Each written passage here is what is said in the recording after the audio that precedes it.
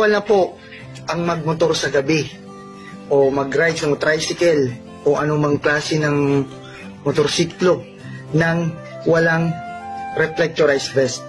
Tama po kayo nang narinig.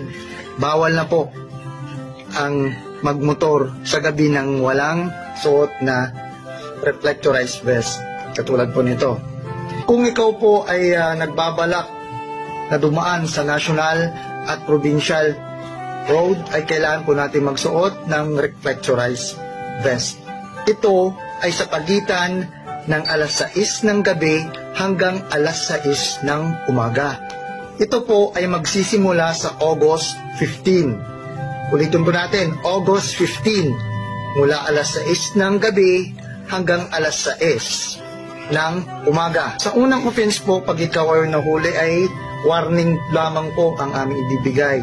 Papaalahanan ka namin at i-inform ka namin na kailangan nating magsuot ng reflectorized vest. Yan po. First offense, warning. Sa second offense naman po ay 1,000 pesos. At sa pangatlong pagkakataon po na ikaw ay mahuli ay 2,000 pesos. At sa ika-apat is 5,000 pesos at merong pagkakakulong po ng hindi hihigit sa 1 taon, depende sa desisyon ng korte.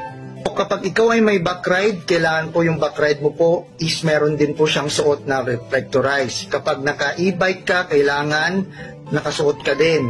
At kapag may top box ka, yung U-box, yan, kailangan po meron din siyang reflectorized sticker. Yan. Then, mga naka-tricycle, yan po. E-bike, e-trike, yan po. Yung mga saklaw niyan, kailangan po nakasuot ng reflectorized vest. Kung napanood mo ang video ito, ay maaaring i-share mo din sa iba para naman ma-inform sila.